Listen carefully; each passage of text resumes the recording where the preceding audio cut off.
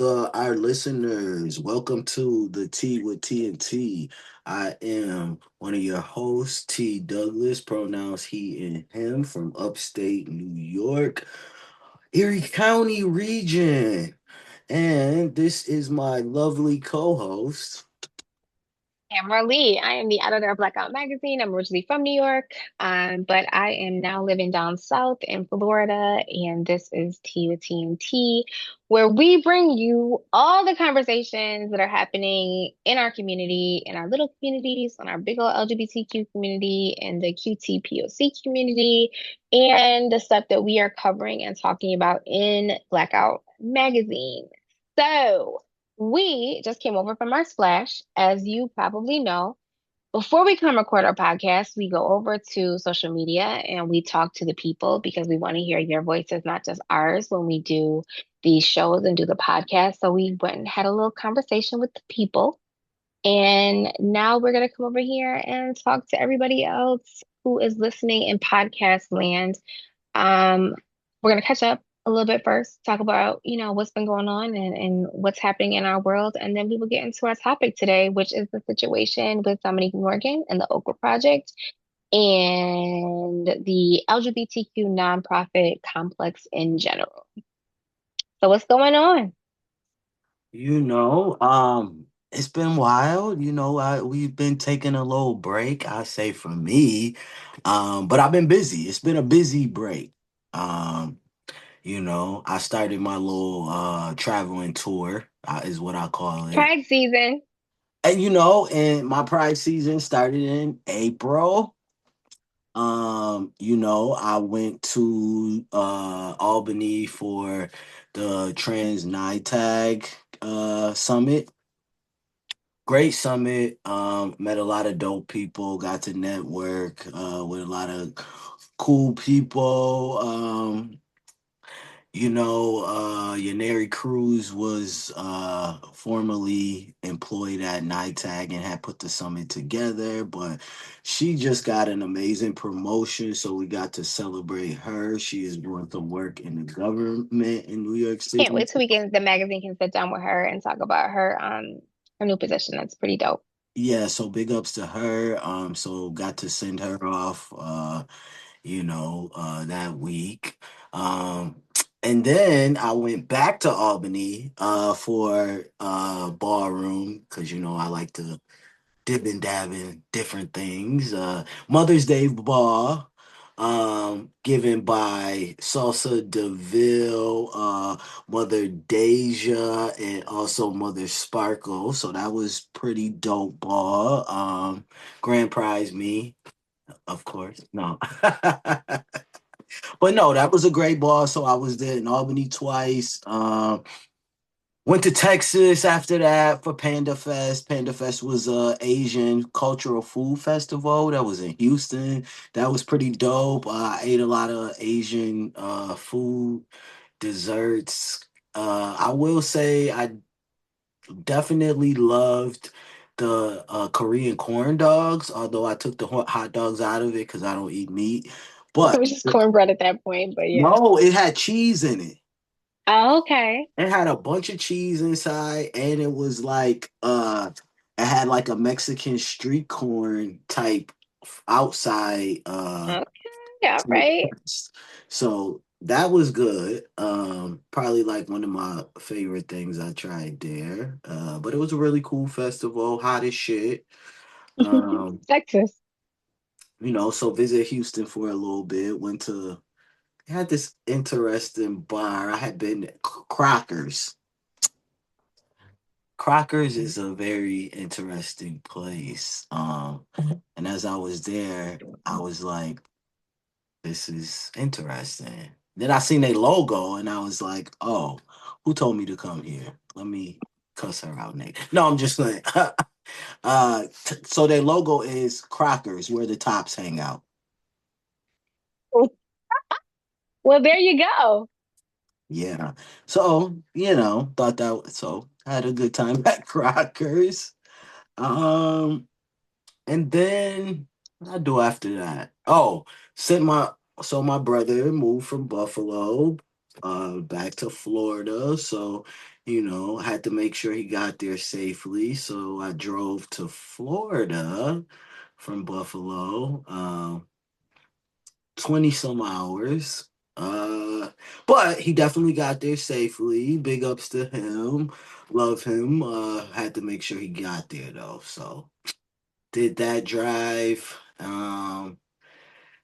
Did laundry today so that I could pack for tomorrow. Cause tomorrow I go on another excursion into activist land. Undisclosed location. I'll tell y'all about it next month. Um, but yeah, I gotta do that tomorrow. And And then oh, okay. And then DC Pride, of course. Got some mhm, again, DC Pride.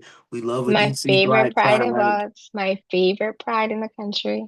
Yeah, yeah. Catch me in the bullpen. Um and um and then I'm gonna be at another undisclosed location in the Midwest, uh doing some black trans man farming for like a little focus group out there for a couple of days. And I tell you about those undisclosed location things next month. But He's very mysterious. It's like one of the it's not crowning jewels of his mysterious. It's personality. for safety purposes. He's a Gemini. He can't help it. Safety purposes, y'all. They're mysterious. We not mysterious. We just like to be safe, and it's crazy people out here. I can't be telling people everywhere I'm gonna be at. But yeah, so I've been busy. I'm still busy. So I missed y'all, but we back, and Tam has also been super busy. So Not nearly as busy as you. I have been working a lot, doing a lot of speaking engagements. When Pride season starts ramping up, then those speaking engagements starts rolling up. So the last place I was in Rochester, which was cool. I was in my hometown, speaking at Rochester Institute of Technology, for their Ally Week, which was a lot of fun. I haven't been home in a while, so it was cool to be in town for a couple of days and then head back to Florida. We have really been ramping up, with all the things that have been happening in terms of the threat to the Black vote. Blackout has really been ramping up, getting engaged. We just dropped a whole new line of merch for the summer that all centers around trans vote, LGBTQ vote, making sure that our voices are heard. The only way all of these threats to redistricting matter is if we don't show up in numbers. So if we can get folks registered and engaged and understand what's going on and showing up to vote, um, they're meaningless because there are a lot of us. So we gotta show up. We gotta get ourselves to the polls. So we've been wrapping up a lot of work about that, getting our merch line out for the summer. So this for Pride, you want to have some nice brand new blackout Pride gear with vote across the chest, or we got crossbody bags and all kinds of cute stuff. So make sure you check it out, buttons and all the things. And I have a bunch of really exciting announcements that I can make in June, but I am not allowed to make them yet. So I'm gonna be a little mysterious today too. But got a lot of really dope, exciting things for me personally coming up in June. So I'll be able to talk about some of that in the June magazine and next month on TNT too. ooh, the June magazine. I'm only gonna laugh Yeah, right got now. something exciting for the June magazine too. Well, we're not gonna talk about that at all yet. But yeah, so yeah, yeah, yeah. Also, Tam, so speaking of merch, can I get a blackout t-shirt that say make America black again with the I got blackout you. logo? Yeah, I yeah, got you. yeah. Or how about just make America diverse again with the black eye, you I know. got you. I I need I got need you. I need those for my pride season. I'm gonna write it Um, down. I need something like that for my pride season. I I like mean, I pride. don't know that it ever wasn't black or black with a Q or black with a CK, to be perfectly honest. We out here. They just want to pretend like we're not. They trying to get rid of us, but we still out here. Listen, I feel like I need one of them t-shirts because I I be got you. everywhere. I gotta promote the brand. I got you. I got you. We I will like make to that be happen. unique. I like a little one of a kind thing. You know me. Got you. Got you. Got it So coming for you. Yeah, so we've been busy, but we missed y'all. We But I did. know And it's been a that lot going on. We got a lot to talk about. it's a lot to talk about. Technically today, we're here to talk about the Dominique Morgan uh situation, right? Um, Indeed. and before we start talking, we was on Facebook. We had already told them people over there, like, we're not here to bash nobody. We're not here to step on nobody's life or anything like that. We're just here because it's a hot topic right now, you know.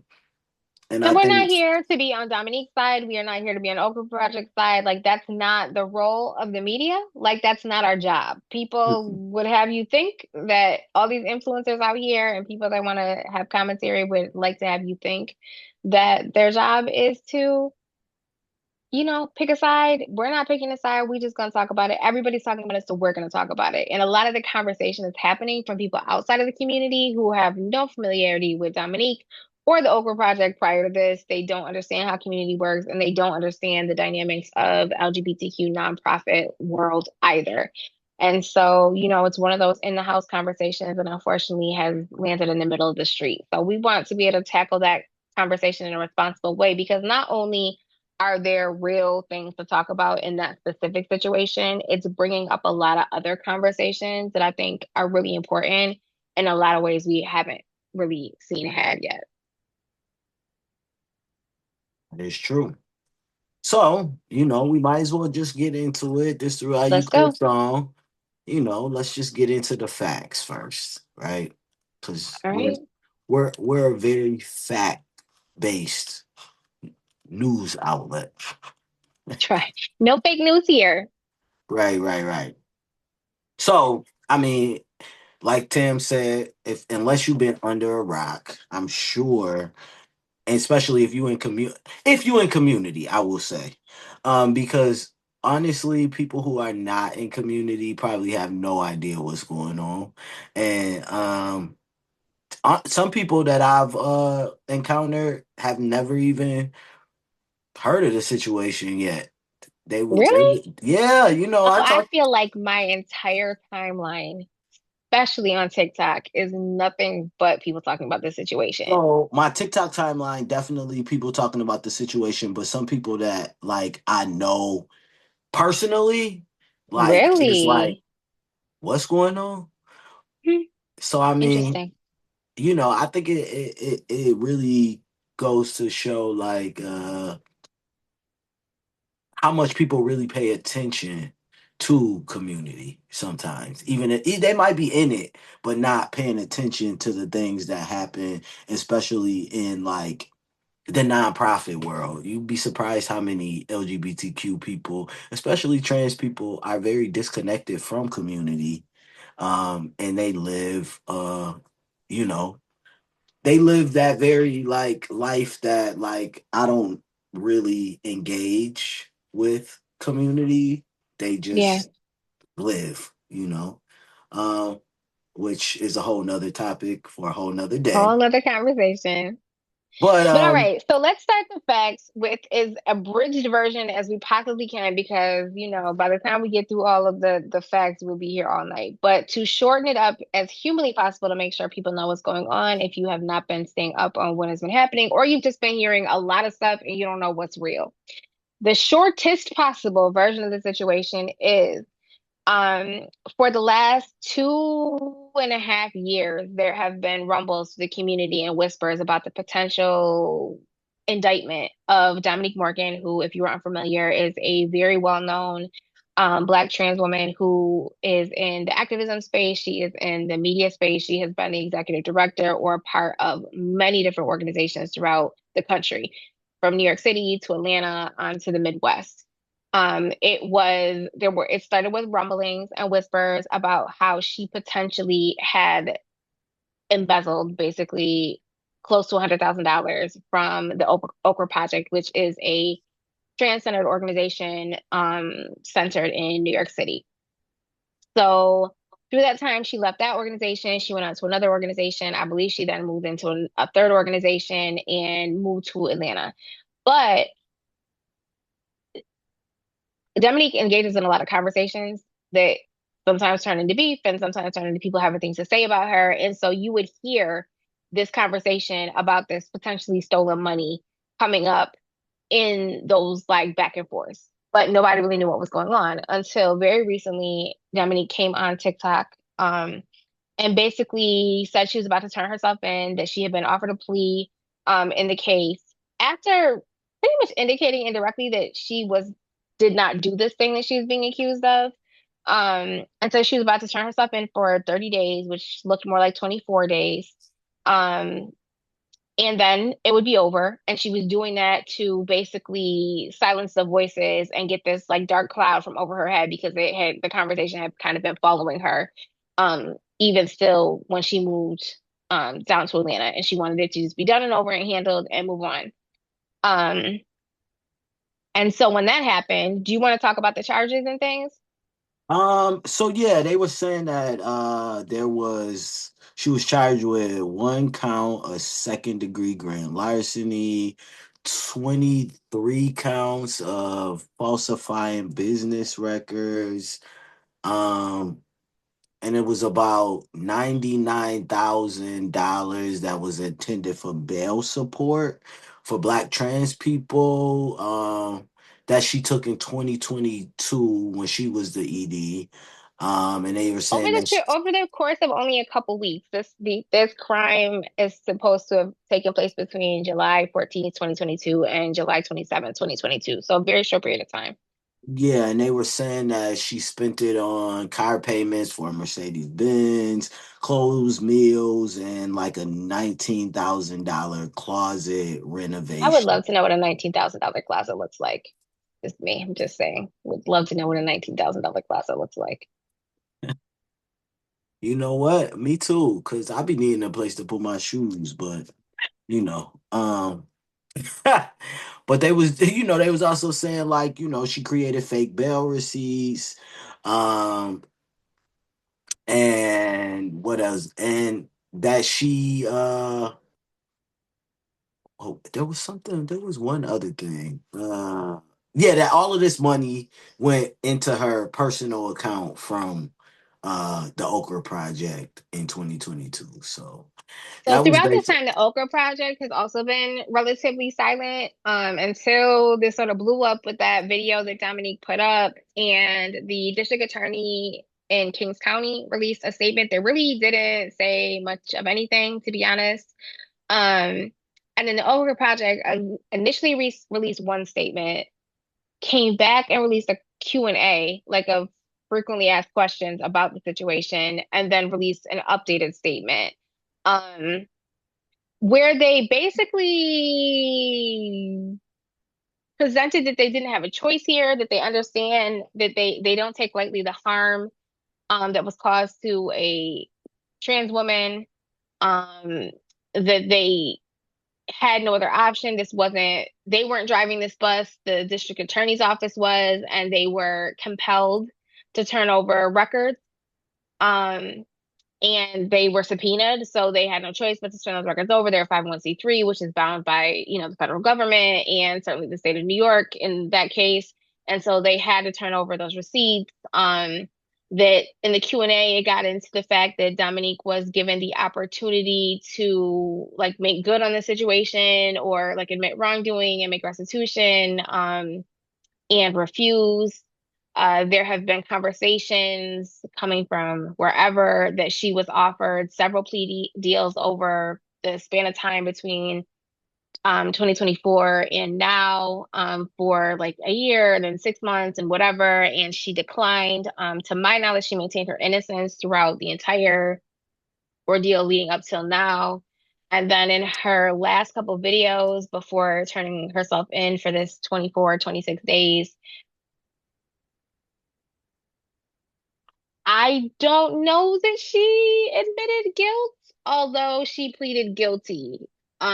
So do with that what you would like.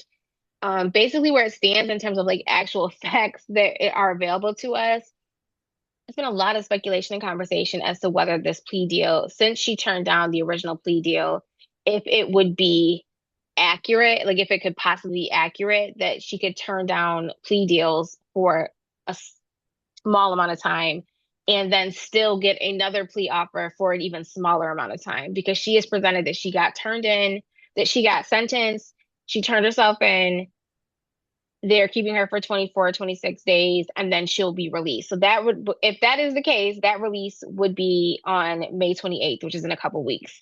If you pull up the court records, which I did, to make sure that we could give accurate information, it basically says that she was there for an appearance at the end of April.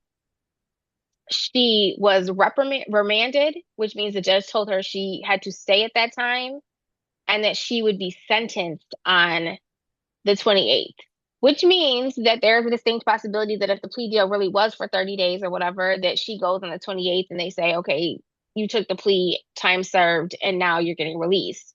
Or she really does get resentenced at that time for a longer period of time. But without us knowing without anyone knowing what's in the actual plea deal, there's really no way to tell that until after the 28th, when then it will be part of New York State court record as to what exactly happened. And I'm assuming that it would reflect that, she received time served and was released or was remanded for a longer sentence, whatever, but we just won't know that unless someone says something specific, which the DA, the Okra Project, and Dominique, none of the above have said anything that specific. So until those things play out and everyone goes back to court in a couple of weeks, we will not know. But I guess if you turn on your TikTok on May 29th, you will see Dominique or you won't.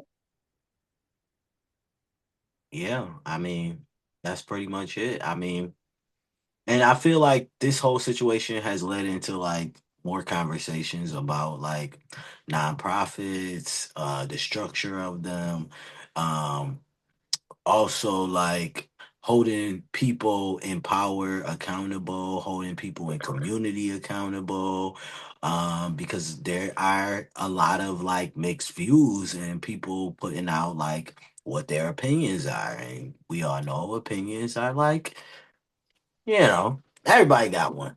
So Between like, our splash where we started talking about this and then what you've seen on your timeline and in community, because we're both in community. So between what you've seen on your timeline, what we talked about during the splash, and then what you've seen, in conversation and all this traveling and all these events and things, what have you been hearing? What has the community been saying?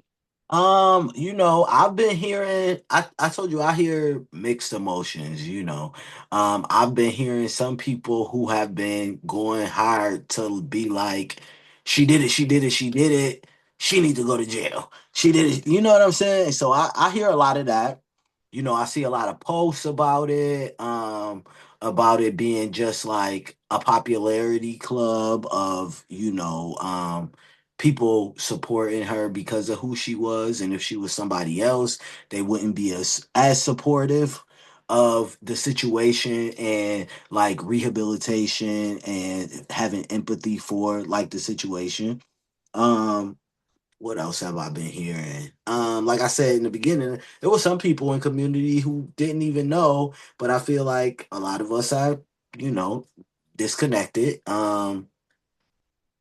But I also have been hearing some people that are just like, "Oh, that's good. Stick it to the system," you know, Yeah.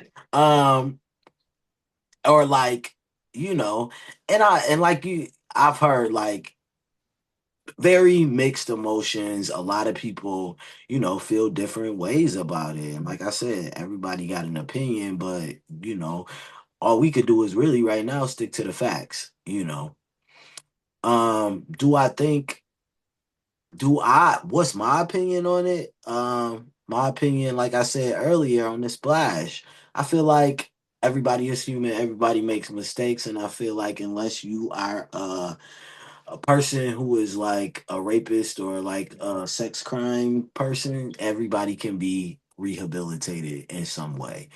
Um, but I also, like I said, I'm a Gemini, so I get the little devil angel all the Angel time. and Devo. They be talking. So, I also feel like everybody needs to be held accountable for their actions.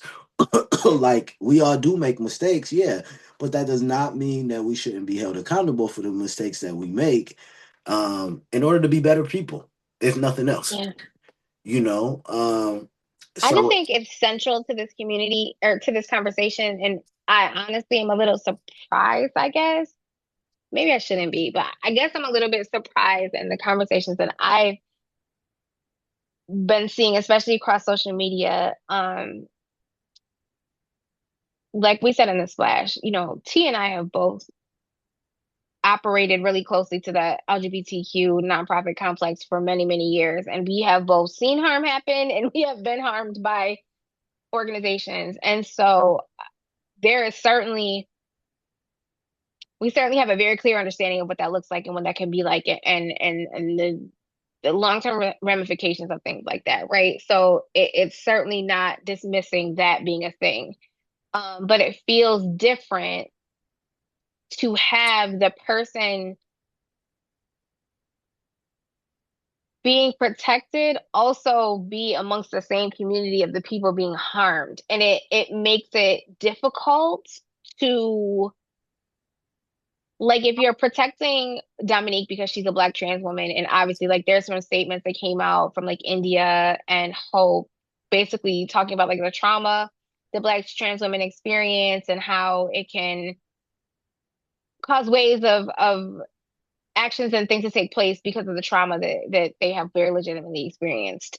But also, like, if you are protecting Dominique in this situation based on her identity, what happens when the people that are most harmed share that same identity? Like, at that point, where does accountability live and what does protection look like and who gets to pick who gets saved and who gets harmed and who gets held accountable and who doesn't? Like where does that live? Like where does that answer live? And I was also saying like I had seen a video recently where somebody was talking about how in rejection of systems that are inevitably harmful to all of us, to the black community, to the trans community, to the queer community, to black men, to youth, to black youth, that prison industrial complex is harmful to all of us. So we reject it, right? We don't want ever want to put anybody in jail. We don't want to put anybody from our community in jail. We want to call people in opposed to like handing them over to the system that we know is not going to rehabilitate them. They're just going to lock them up and they will probably come out worse than they went in. And once you're in the system, it's nearly impossible to get out of the system. And all of the things that come with that conversation that we're all familiar with and having engaging on a regular basis. So you don't want to do that because we know for a fact that system is harmful, but we also have not been great as a community of establishing an alternative system. Like the idea of calling people in opposed to calling people out is an important one. But if there's not a system of accountability that exists within the community to go through some process of naming the harm, figuring out reparations, figuring out what healing looks like, doing that reparative work, teaching, teaching why it wasn't okay and what happened to people, and giving people who have been harmed a voice in what happened to them. Like, if that system isn't established, then what? Like, we don't want to put people in the system that we know is harmful. And so then we just keep enveloping them back into community so they can continue to do harm. And that's not specific to Dominique. It's just a statement in general. Like, if we do not trust the system and we have had generations of reasons not to, like, how are we addressing the harm that people are causing and keeping it from just happening over and over again because we don't want to throw them to the wolves? But if no accountability system agreed upon that we respect and they respect and everybody, buys into, like, then what happens? Like, does the harm just continue? And then the people got harmed, harm somebody else, and then we just keep destroying community? Like, how can that no, possibly work? Like we were saying on the splash, and it was kind of a joke, but also kind of serious. Like, our generation is one of the first generations that have had the gift of having elders. Like between the HIV epidemic, violence, just the disparities in, for Black queer folks and Black trans folks specifically with poverty and mental health and resources and housing and all of the things, our community doesn't live long. Like there have not been generations and generations of elders that we can point back to and look for guidance and wisdom. We right now are in a position for one of the first times ever that we have a community of elders. But unfortunately, we haven't, I don't know, organized them, uplifted them, put them in a position, given them the honor, the reverence. I don't know what it is to them be able to like gather people up. And who knows what's happening with Dominique behind the scenes? Like maybe they have, like maybe there are elders that of people that she respects who have called her in, like, okay, sis, like take this plea deal, take some responsibility, do your little 30 days, and then when you come home, we can start working on repairing this on a community level. Maybe that's happening behind closed doors, but I certainly haven't seen it. And again, it's not necessarily just a conversation for Dominique, but in general, like when people within our community do harm, whether it's like sexual assault or just mistreatment of people or, stealing from each other. I recently just saw a post of somebody who was at BTEC, and I'm not going to name them, but like they communicated across social media that items had been stolen from them. And they felt like they were really harmed by that happening and they were upset. So then a bunch of people came on that post and volunteered to help with this and offer this and, provide this and that to repair that. And then I recently saw another post from that person who said, why would you come on my post and offer all this stuff and then not do it? Like, we are harming each other. Like, if you want to go, set it off, and get some stuff from the people who got a lot, I think that's a different conversation than harming each other in community where we're all struggling to survive and exist. So I don't know. I don't know. Yeah. Like I said, it's a tough conversation. Who gets harmed? And lately, like when you said who gets harmed, and where does that live? Like a lot of times it seems in our community it is like a popularity contest. Like I said, like you know, um, people will say, I know this person.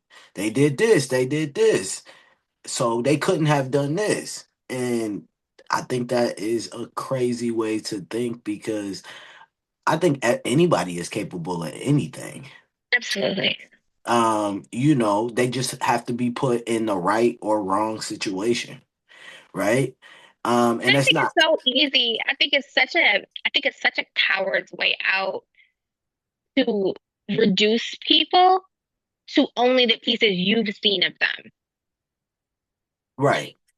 Like I think it's such a, and again, this is not about Dominique, this is just in general. Like I just think it's such a I think it's such a sucker answer to deny something that happened to somebody or ignore it. Maybe not even deny it, just ignore it based on the fact that that's not your experience with somebody. Like as I've gotten older, I was really big on like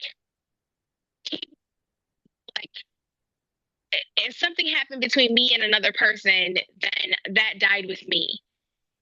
And I think the older I've gotten, the more that I realize I'm doing people a disservice by not speaking on harm because then I'm opening up other people for that same experience. Now, if I tell you what happened and you still choose to play with fire, that's your choice.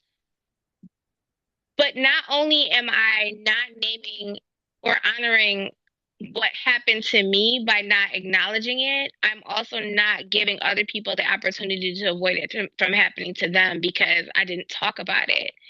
Um, but I think that's what we're trained to do. I think we're trained to keep stuff in the house. Like you don't go outside and tell a family business.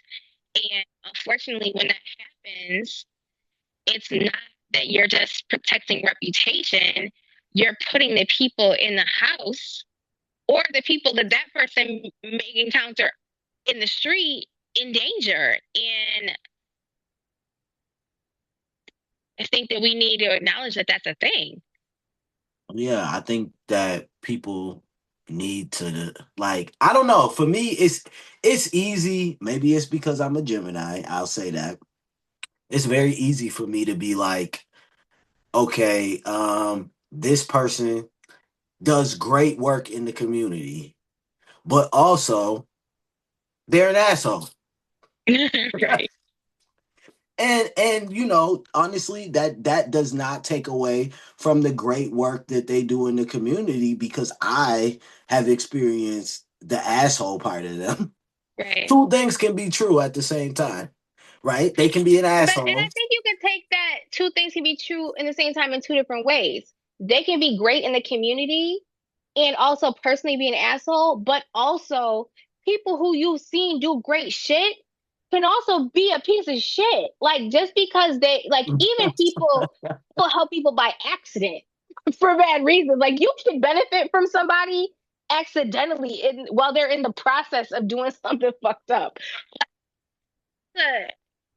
Just because you've done some nice things doesn't make you not a piece of shit, or good things doesn't make you a piece of shit. Just like the opposite way, be a piece of shit and also have done some good work. Like things Yeah, can be I true. mean, two things can definitely be true, and I think that more people need to be open-minded to that, you know, and stop seeing things so like narrow-minded. Like just I don't know, because I know a lot of people.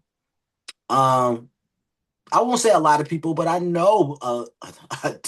Okay, I'm lying. I do know a lot of people that I personally think do good work in community, but I also think on a personal level, you know, they might. I won't say a piece of shit, but I will say like they might be harmful in other ways. You But know, like, let's be honest, we also know people that are uplifted that they do good work in the community and they fucking don't. Like, that too. You know, I I mean, like mean, that's also but like I just think people aren't. that's also a piece of the popularity part, though.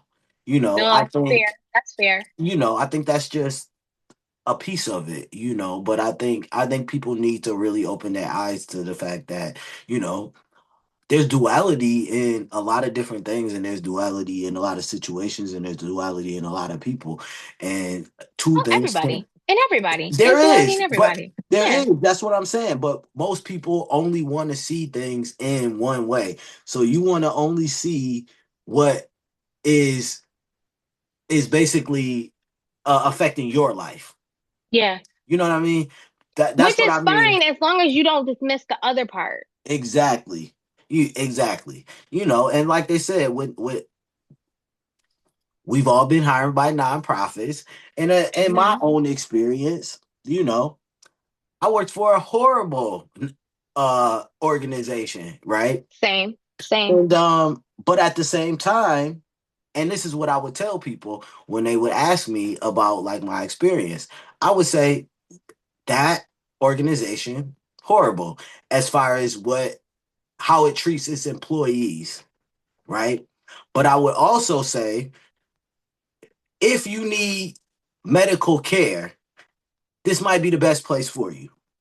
So don't let my experience as an employee take away from the experience that you might have as a patient. See, mine was a little bit more complex because we were treated very poorly as staff, but the organization was also doing harm to community. Mm, And but in terms of like the popularity conversation, that also applies to organizations, not just people. right. So like if you're the it organization in a community or you're the only one. So like the alternate, like it's this or the alternative is nothing. People will protect a harmful organization just because if you take that organization down, it will eliminate whatever resources are available because they're the only one. And that's scary too, because at a time like this, it is very unpopular to criticize within community. Excuse me. Within community, it is extremely unpopular to criticize organizations because the LGBTQ community and the trans community specifically is under so much threat. from like the administration and the world and from hate groups and all of the things that it is very unpopular right now to even hold any type of accountability for those organizations because now you're tearing down the only thing we have and we gotta stick I together don't and we believe can't be that. fighting internally because we gotta fight the man, whatever. Like No, that's no, happening right now too. I get that, and I don't believe that. Yeah. That's not where my stance is, and I don't think that I can't say ever, but right now I don't believe that is where my stance is when Well, it because it's comes to also really organizations. convenient to be doing a lot of harm as an organization and then be like, but you can't fight with us. Like, we have to fight together. Like, just No, we sweep that don't. under the rug because we gotta keep our eye on the prize. Like, We do. it's a convenient My escape. thing is, we do have to keep our eye on the prize, but at the end of the day, you need to do your job. You need to do your job, Yeah. and for me, I think not, and this goes for everything. And every single person who gets paid to do something in the world. For me, if you get paid to do a job, do that job. Period. And if you didn't want to do it, call off. Don't come to work that day. Get a new job. Because I just feel like, especially when it comes to like medical care, if you ain't come here to put my best interest at the forefront of the conversation, Find a new job. you find a new job. Because you're not about to be Yeah. my doctor. I've met Right. doctors that I fired in the same day. You're not about to be my doctor. Sorry, I don't know what you thought, but like clearly you didn't come here with my best interest, so I got to fire you. And I feel like sometimes we're afraid to fire people, and we need to. When people are not. That's an excellent point because that's another part of it, I think, is the fact that like we as a community also have to be smarter. Like you don't have to throw people in jail or throw them to the wolves, but you also don't have to put them in a position where they can cause more harm. Like I don't necessarily feel like I can't remember if it was you or somebody else that was telling me a story recently, but the story was, but I think it was somebody else was telling me a story about how they're working in like a addiction the addiction field, like a rehab facility, a housing facility, and they had a program where they hired recently released incarcerated folks for the program, which was a really positive program, and they had some like real success stories that came out of it. But there was a person that they wanted to hire for this halfway house who had been incarcerated for some impropriety with money at a previous position. Like that's what they were in jail for. And so there was conversation about whether it was appropriate to hire this person to do they were adjacent to access to funds again in this position that they would be given. Now, this is a person who has done their time. They paid their debt to society, they paid restitution for their original offense, they got out, like they did everything that they were asked to do to make up for the crime that they had committed. They got caught, they did their time, they whatever. And they know how to do the job, obviously, because they had experience in it previously. And so they hired the person, and it turns out that that person then ended up stealing from that place. And they were like, when they confronted her about having stolen from this new organization, they're like, why would you do that? And she was like, why would you put me in the position? Like, you know what I was in jail for? Why would you put me in a position to do it again? Like, hire me to be a greeter at the front door, not to take, deposits to the bank. Like, I think that there is a large gray area between throwing people to the wolves and just pretending, like insulating them to the degree that we pretend like nothing happened, so they have the opportunity to just do the same thing again. And I actually think that's kind of what Hope's statement might have been trying to get at is that, are we setting people up for failure, knowing the trauma that they've experienced, and then putting them in the position to have the same sort of failures. But I just But also, like, if someone has done the crime, done the time in a rehabilitated state, when I think about even dealing with people who have substance use, right? Part of rehabilitation or part of rehab when you have substance use is also like you do relapse. It's in recovery is relapse.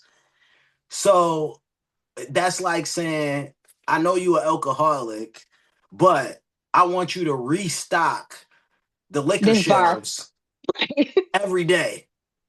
Yeah. You know what I mean? Knowing that part of recovery is relapse. And then who's responsible then? You Like, know, is the person who slipped responsible, or is the person who put them there to stack those shelves responsible? Like, who's responsible at that point?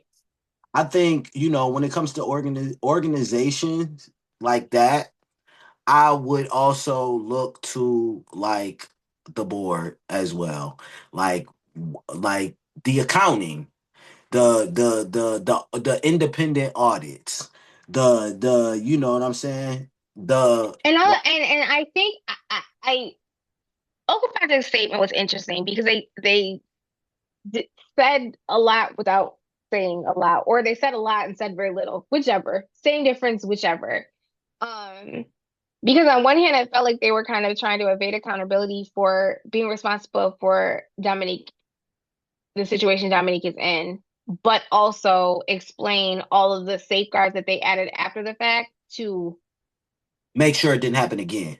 right.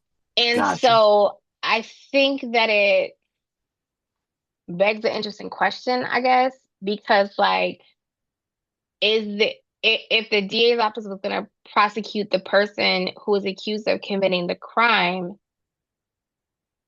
should they have also been prosecuting whomever was supposed to be overseeing those funds? Like I said in the splash, like I recently left a board because there was very slight, it was the beginnings of conversations that looked like impropriety had taken place prior to me getting on the board.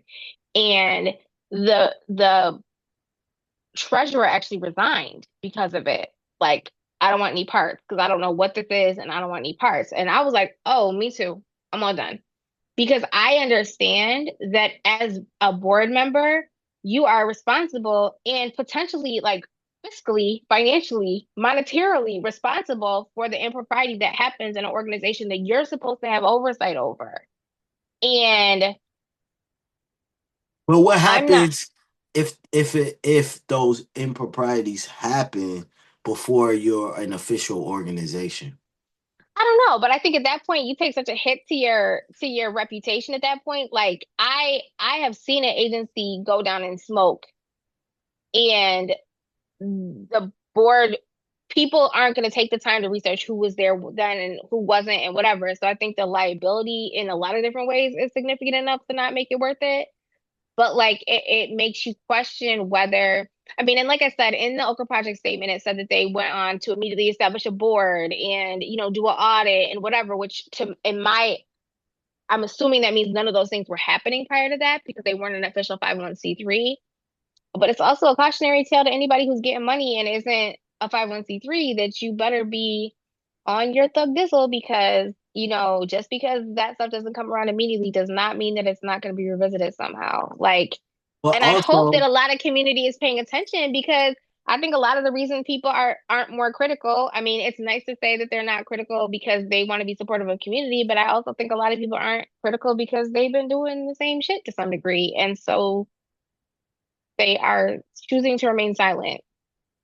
hmm, which speaks very loudly, as I seen in one post. I did see a post on my timeline that talked about like community being very silent and a lot of the, I think it was quote unquote celebrity dials, Mm. were not making any statements at all, um, which this person said spoke very loudly to her. Um, And what's interesting is after that statement, because I read it too, a lot of people did come forward and start speaking at that point because they kind of got called out. But like T.S. Madison, has been a business partner and a friend of. Dominique, and she basically just said, I don't know nothing about it. Like, I wasn't her business partner when this stuff was happening. It has nothing to do with the business that we had, and I don't know nothing about it. I don't know anything about the case, which I don't know. Maybe it's true. She may not. But I just, You I think it know, would have, what? I was gonna say that there was a organization here that basically just disbanded a couple months ago. Um, because there were like two people that ran it, and come to find out, one of the people, one of the founders, said some really crazy Oh, wow. racial, Oh, wow. sexual, all kinds of the worst things on Reddit, and somebody else seen it in community and like posted about Reddit be taking people out, boy. yeah, yeah, and like his I guess basically you say business partner who also founded, and I guess considering you would consider yourself friends, right? If y'all One would started think. something together like that, was basically like I had no idea he even had these ideologies, let alone doing these things. Yeah. So it's like, damn, like I said before, like the duality that people have, some people may never see that side, of them until they see that side. Yeah. Um, which is wild because it's like, who really knows anybody at that point? So yeah, that's why like publicly, like I like to think that I'm at least to some degree a thought leader. Like I, put my thoughts out there on social media. I think when you get to this level of your career, like there's some expectation of you, expressing your ideas and bringing stuff to people's attention or whatever. But that's why I never ever comment on sexual assault cases because like you just it to me it's like Maury or like Montel, like the old paternity case shows, talk shows, where the mom would be like, ah, that's not her baby, that's not his baby. 1000% I sure. know that's not his baby. They got the same Like head. you, right? You don't know who, like you were not Girl, you slept with in their 12 people. pocket when those things were happening. You were not in that bed. You were not in the people's pockets. And so, what could you possibly like it just always and it wasn't so much the people who said that like I know that this is his baby because like Oh, man. whatever they got the same ears like all right, but it was more so the people that said that's not their baby, like that's not my son's baby, I know for a fact that's not my it. Ma'am, do You you go don't even everywhere? probably know who your husband's sleeping with, no less like I don't like I never understood that, so that's why like things like that I don't ever weigh in on publicly because like who knows, like I have had people that have been so kind to me and treated me so well and then I found out that they did some horrific things to other people, but I also didn't discount what those other people said just because I had a different experience with them. Like I forever moved differently with those people based on knowing the information that I then found out. Like it doesn't fit my moral compass to like, could you, if you told me that like your ex from 3 years ago did blah blah blah blah blah, and could you be making it up, or could it be just like it's your only your point of view and they have a whole different story? Probably.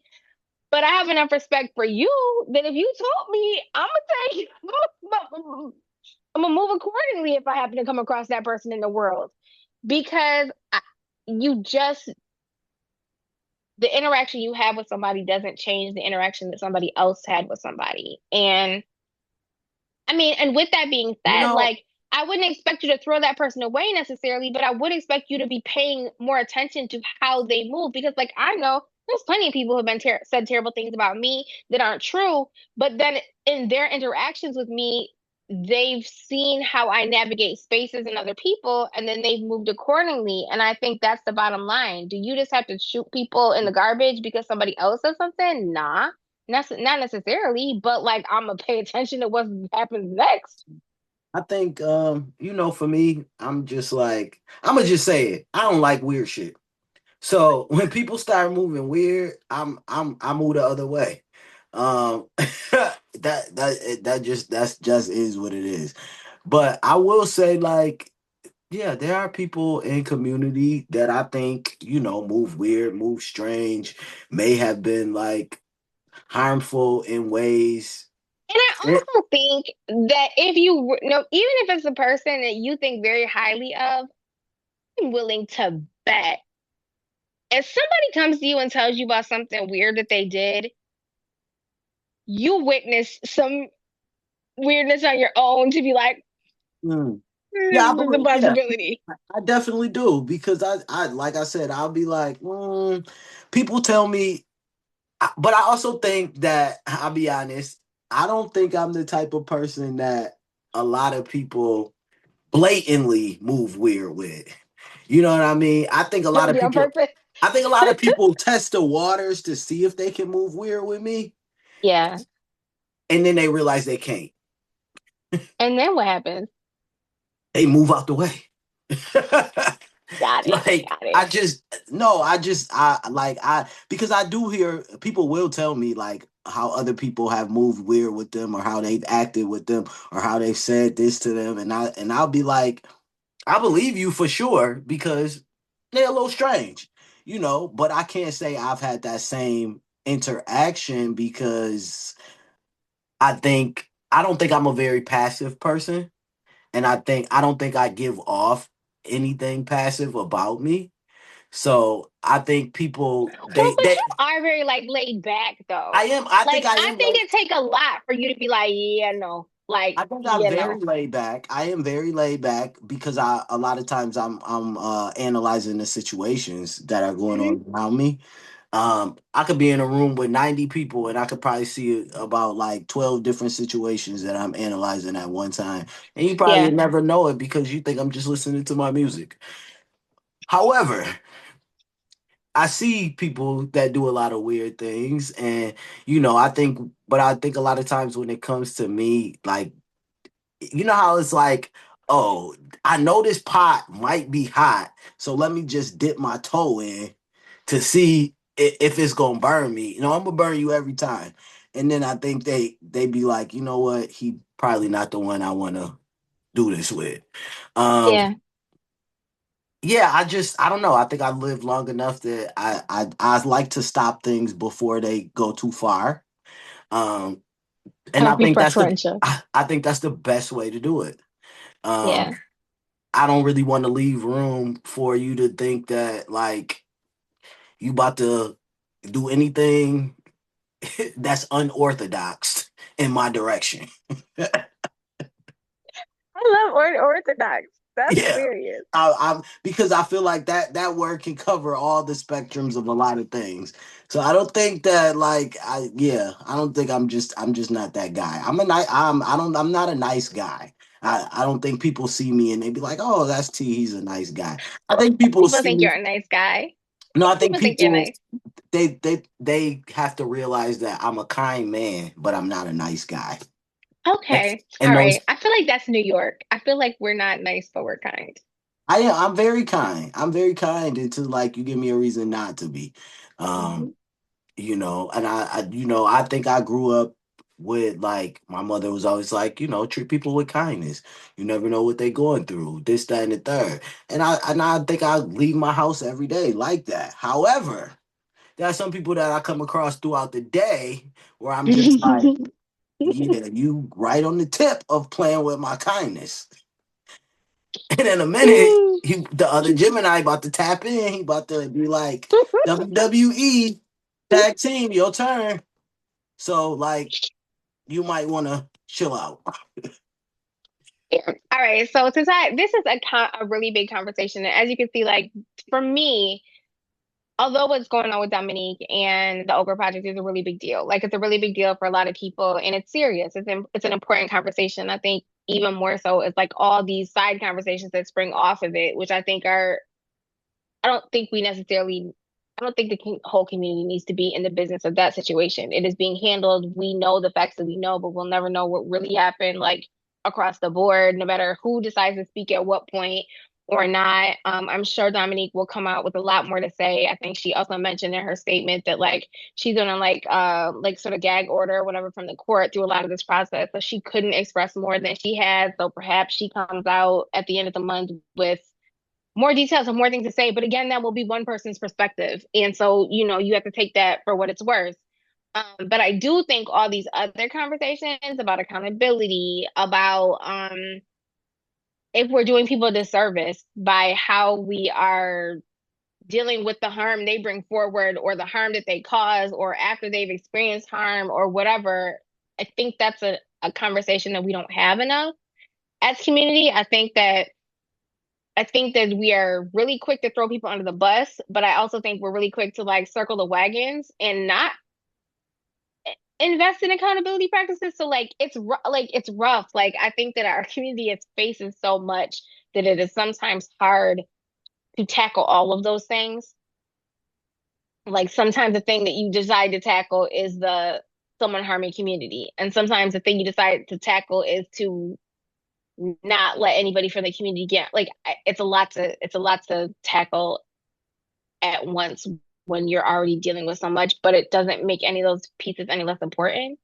So I do think that the conversation will continue. I think that when Dominique comes home, she will have a lot more to say. So maybe the conversation continues with that, or maybe the conversation ends at that. Maybe whatever she has to say will end the conversation because that'll be the final word and that'll be the end of it. I'm curious to see how the Okra project handles whatever she has to say after that. Like, do they then release another statement because she releases a statement? Like, I don't know if this is going to go on forever. Like, I'm not sure what happens next.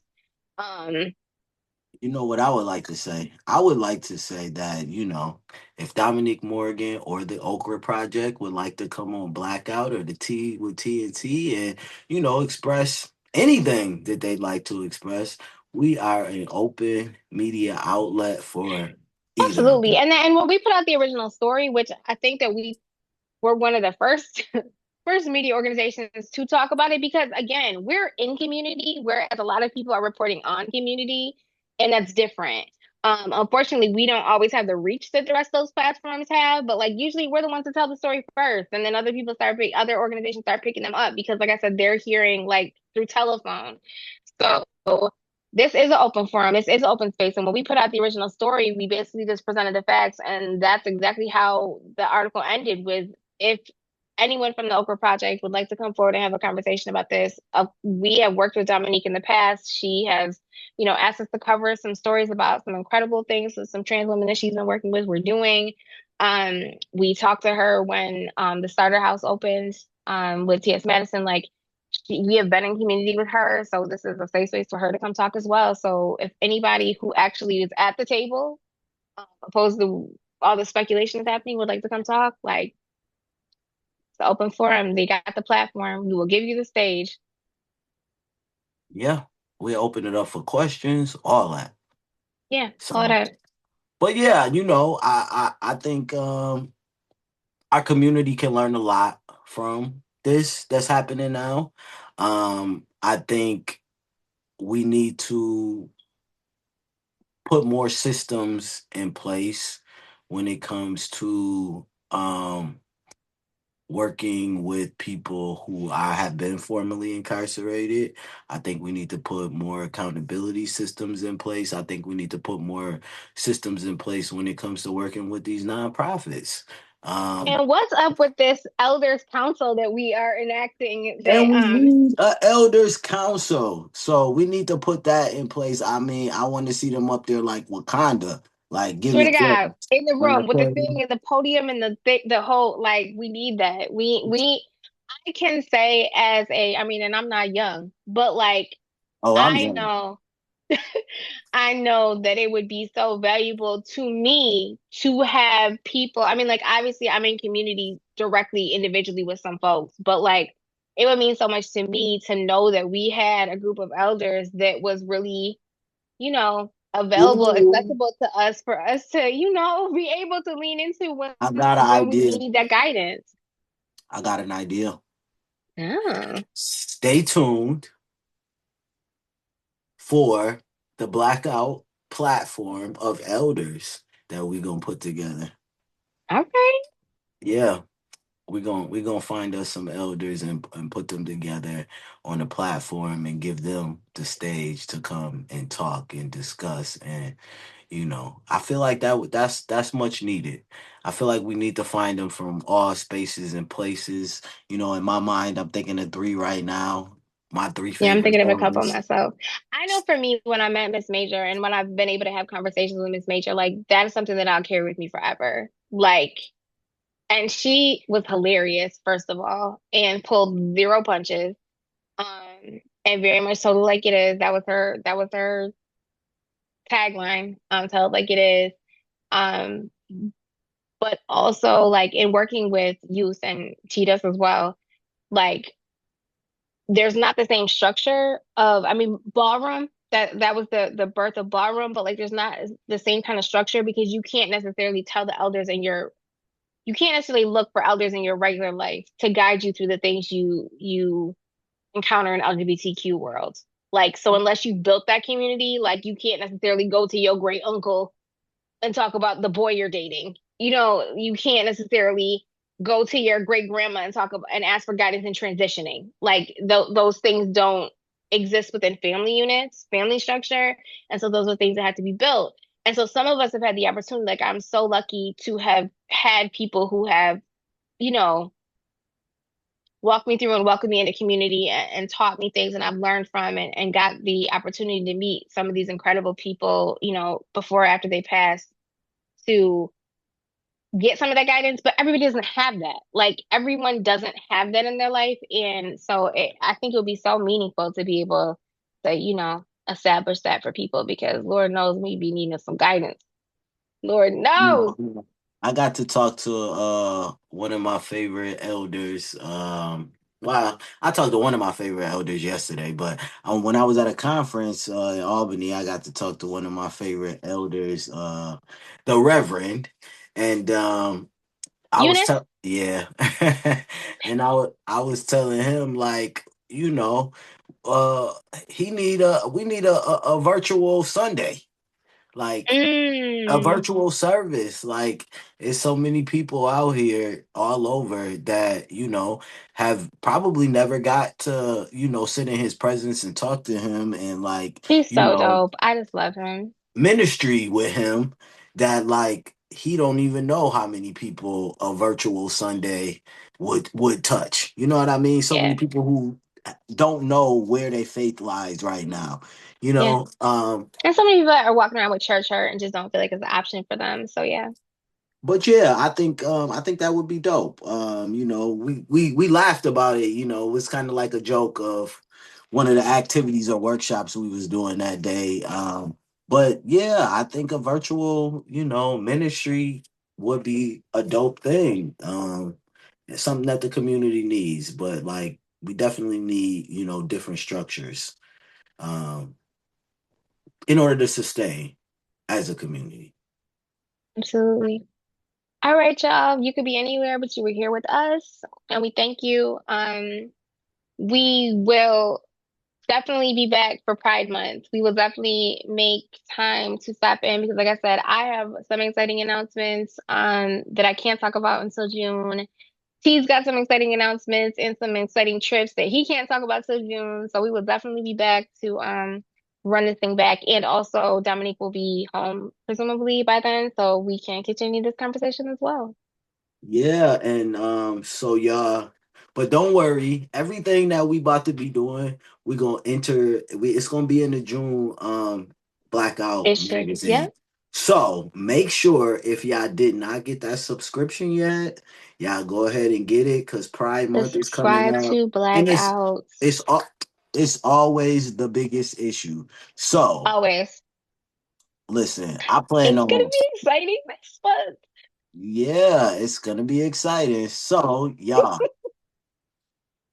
get some food because I'm about to get some food and I gotta finish packing. So my stomach is grumbling, He don't and sit still. yeah, I get hangry. So um, Nobody wants to see that. nobody. So like Tam said, you could have been anywhere, but you're here with us, and we appreciate y'all, and we will see y'all soon. So stay black, and we out. Safe travels. Bye.